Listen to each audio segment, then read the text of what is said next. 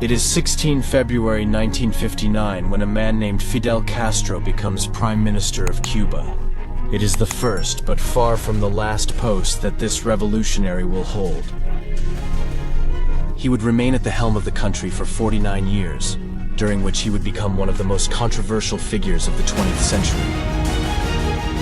Now his election is being enthusiastically welcomed by millions of Cubans.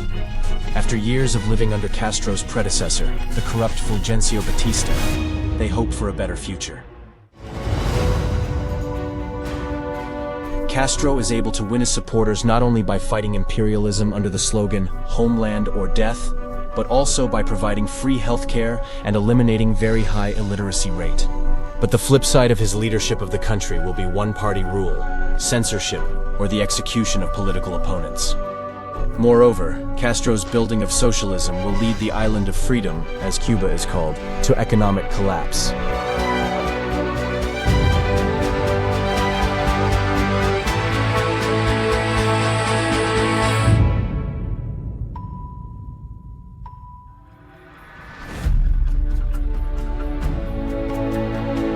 Fidel Castro was born to a wealthy planter and his cook in August 1926. Although he was a leftist, he received the best education possible. At the age of 16, he began attending the respected Jesuit College of Belen in the capital, and later law school at the University of Havana. It was during his studies that he became interested in politics. Influenced by the ideas of Marx and Lenin, he became involved in the revolutionary movement of the time. Although Cuba had the third highest per capita income in Latin America at the time, there were extreme disparities among the population.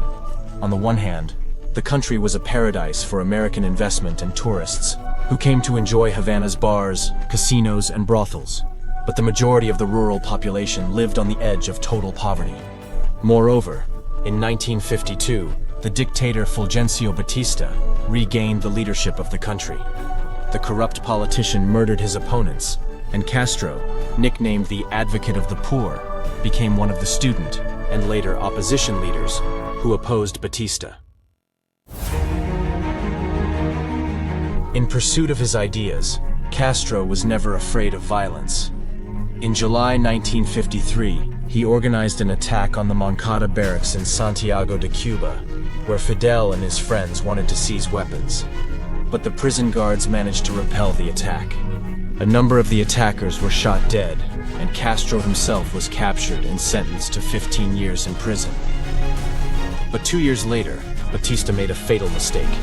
He declared an amnesty, and Castro went into Mexican exile.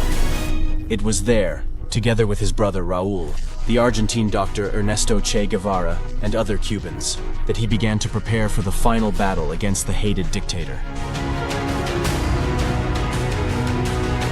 It will start at the end of 1956.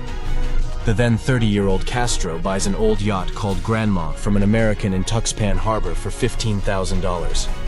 It is on her that he and his 81 companions will set off on a journey of over 2,000 kilometers to the Cuban coast. After a week of sailing, on the 2nd of December, they land at the village of Niquero in the east of the island.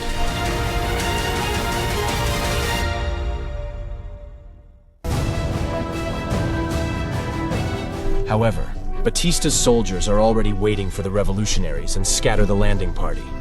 They kill some of them, but Fidel and some others escape to the Sierra Maestra, where they spend the next 2 years.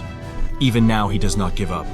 On the contrary, in a series of armed confrontations, he acquires new weapons, and thanks to his rhetorical and persuasive skills, gets more and more Cubans on his side.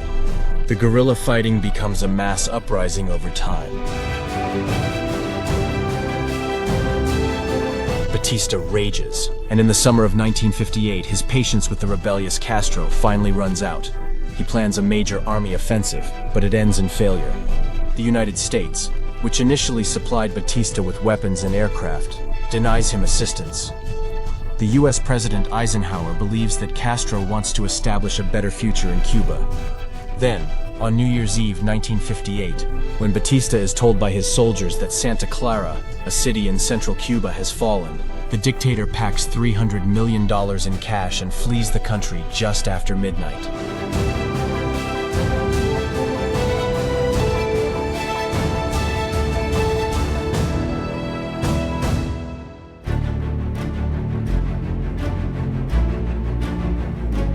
first guerrilla troops enter the Cuban capital on January 2, 1959. 6 days later, Cubans celebrate the arrival of Fidel Castro himself. At first, the new leader actually raises hopes for a better future. He will gradually open more than 10,000 new schools across the country, helping to raise the literacy rate to 98%. Changes in the health system will in turn reduce neonatal mortality.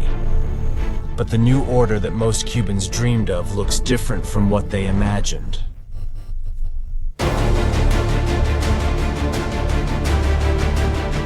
Castro begins to consolidate his power in a brutal way. In political trials, he will have not only the leaders of the Batista regime sentenced to death or long prison terms, but also many of his former compañeros. Al esfuerzo y al heroísmo de una revolución, no los queremos, no los necesitamos. Moreover, as soon as he is elected, he will begin to build socialism in Cuba. He will nationalize the property of foreign owners and introduce planned economy, later abolishing all political parties and postponing elections first for 18 months, and then indefinitely.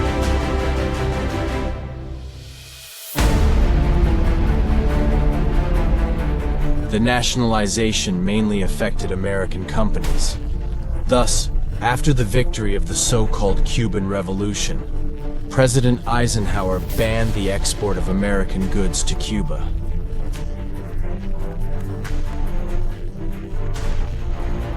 In January 1961, the United States broke off diplomatic relations with Cuba, and a year later imposed an embargo on all trade with the island country. Fidel Castro's own thinking is then significantly influenced by the operation that has gone down in history as the Bay of Pigs invasion. In April 1961, the new U.S. President John Kennedy supports an attempt by Cuban exiles to remove Castro from the country's leadership. But the operation ends in failure.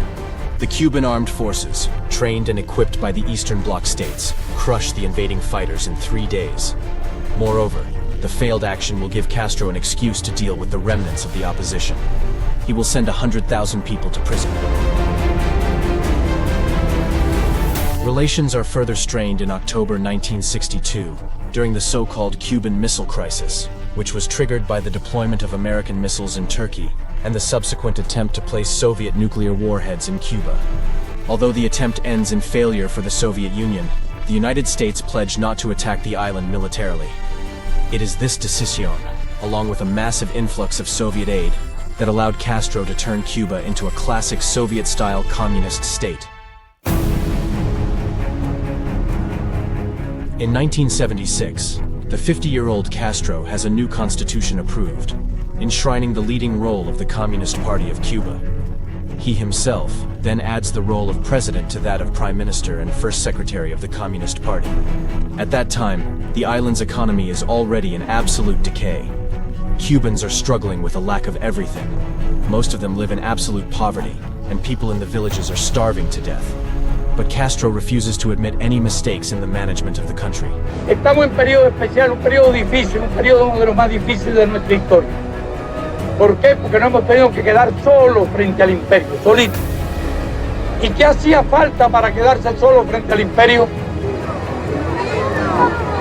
Había falta unidad, pero hacía falta valor, hacía falta patriotismo, habría falta espíritu revolucionario. Un pueblo débil, un pueblo blandengue, un pueblo cobarde, se rinde y vuelve a la esclavitud.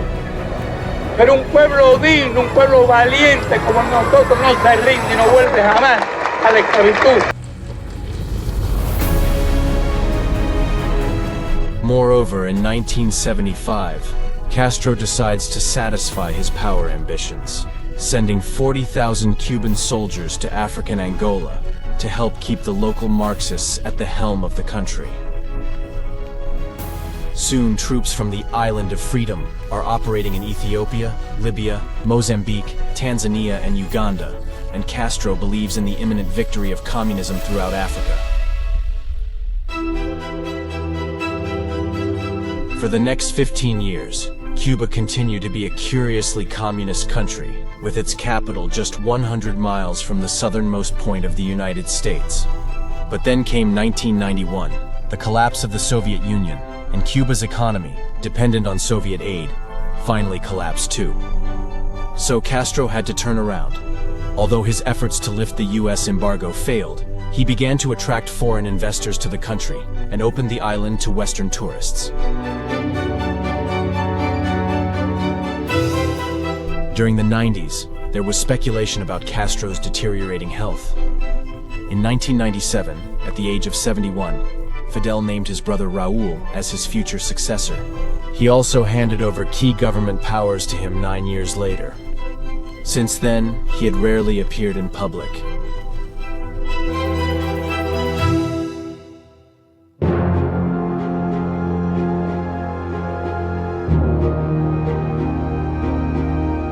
In November 2016, at the age of 90, Fidel Castro died. It happened right on the 60th anniversary of the beginning of the communist voyage to Cuba.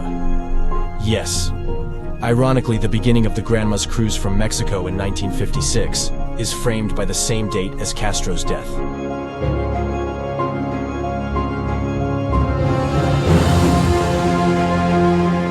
In between lie 60 years of bloodshed and cruelty, and the incredible story of how 81 men on an old ship conquered, dominated, and transformed the Caribbean's largest island in their own image